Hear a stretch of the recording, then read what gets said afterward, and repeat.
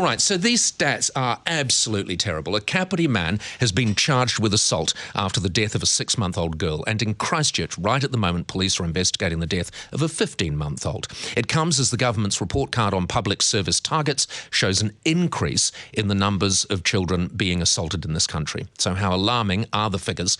And is the government doing enough? With me now is Labour's children's spokesperson, Jacinda Ardern. Jacinda, good morning. Good morning. Thanks for joining us. This has been the backdrop to my life, as a journalist, reporting on these hideous deaths in paradise. And you make a good point. It's not new. The numbers have been bad since the 1980s and they've never really come down. So this has endured across different governments. Now, National set a target. This was one of their 10 things that they were going to focus on, violence against children.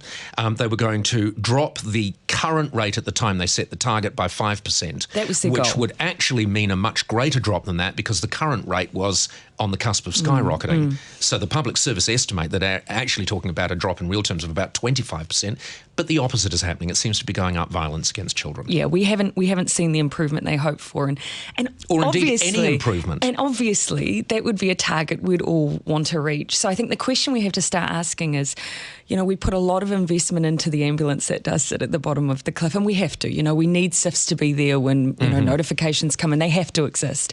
But at the same time, we continue to ignore that we do need to do a lot more of that upfront work. We sat down and looked at all of this evidence as well and said last election, well, what would we do differently? One of the things we want to do is put some of that extra support into families, who you have talked about. We know that there are these extra vulnerabilities. And it is intergenerational. You know who these people are. We know where the problem children are living.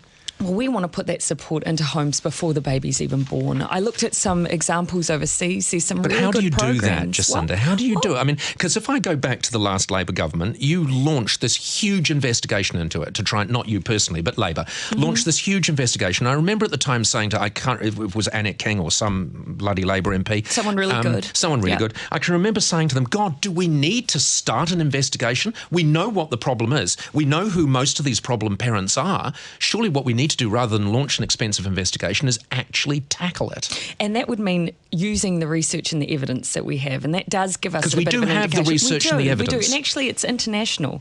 If you look internationally at the countries who are as bad as we are, which roughly says we're 4 to 6 times as bad as the next best country. Norway, of course, always top of the table. We're sitting down there with the likes of Hungary.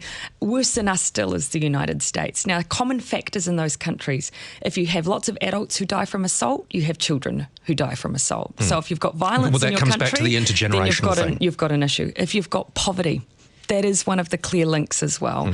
And if you've got issues with drug and alcohol use. So that's some wider stuff. But if you want to come back down to the individual stuff, which I always do, I'm pragmatic. We've got this amazing resource called Plunkett. One of the things we wanted to do was identify the, say, 20,000 births a year with a little extra support would make a difference.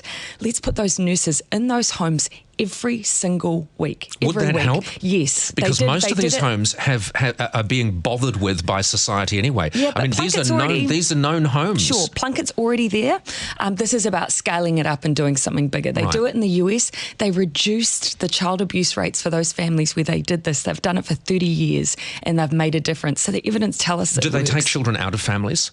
In the US? Yeah. Well, obviously. And they is do it here as hard-nosed? well. Because here we're so bloody mamby-pamby.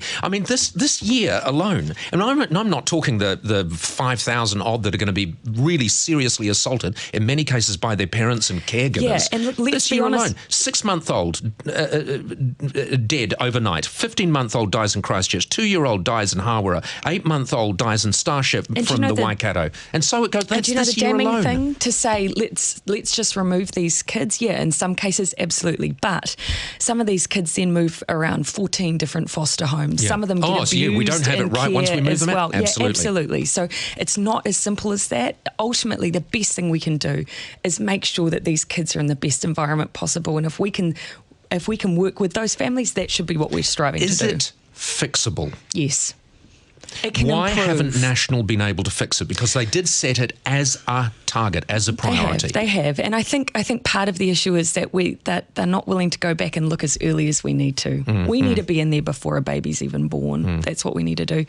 And we also need to make sure that we've got the workforce to do it. And of course, what's happened is we have dropped this, but this is a ball that we dropped years and years ago. Anyone out there who says, oh, that sounds expensive, child abuse costs us $2 billion. Yeah. So the thing is, though, as we fix child abuse, we are also going to be fixing other ills in society. If we fix poverty, we also know that we're going to start fixing child abuse if we fix poverty, is that fixable? Well, yeah, there are definitely things we could do on that front. Absolutely. You reduce inequality, you start reducing some of these other issues. Now, people don't like to hear that, but that internationally, that is part of the issue. They're linked. They are linked. And it's also that people look at these deaths and they want a fix. They want something sorted now. Yep. Because right now, while we sit here in this gorgeous studio with God knows how much money, there are children being terrorised by the people charged with their care.